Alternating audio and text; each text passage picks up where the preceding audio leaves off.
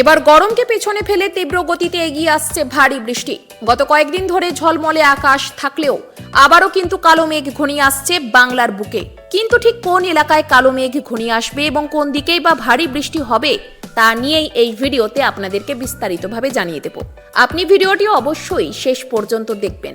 ভিডিওটি ভালো লাগলে একটি লাইক করবেন আর এই রকমই লেটেস্ট ও হেল্পফুল ভিডিওগুলি সবার প্রথম দেখার জন্য আমাদের চ্যানেলটিকে সাবস্ক্রাইব করে পাশের বেল আইকনটি বাজিয়ে দেবেন। চলুন এক নজরে দেখে নেওয়া যাক। মুহূর্তে মুহূর্তে ভোল বদলাচ্ছে আবহাওয়া। একদিকে যেখানে রোদে জ্বলছে দক্ষিণবঙ্গ, সেখানে উত্তরবঙ্গে ঝড় বৃষ্টির সতর্কতা জারি করেছে। আগামী 2 থেকে 3 ঘন্টায় উত্তরবঙ্গের বেশ কয়েক জেলায় বৃষ্টি হবে। তালিকায় রয়েছে আলিপুরদুয়ার, কোচবিহার এবং জলপাইগুড়ি। আবহাওয়া দপ্তর সূত্রের খবর, উত্তরবঙ্গের জেলাগুলিতে বজ্রবিদ্যুৎ সহ হালকা থেকে মাঝারি বৃষ্টির সম্ভাবনা থাকছে। পাশাপাশি ঘন্টায় 30 থেকে 40 কিলোমিটার বেগে বইতে পারে হাওয়া।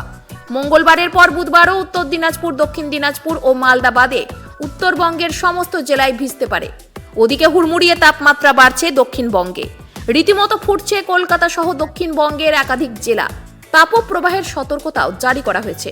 আপাতত দক্ষিণবঙ্গে আর বৃষ্টির সম্ভাবনা নেই। এবার কেবলই বাড়বে তাপমাত্রা। গোটা সপ্তাহ জুড়েই তাপপ্রবাহের পরিস্থিতি থাকবে।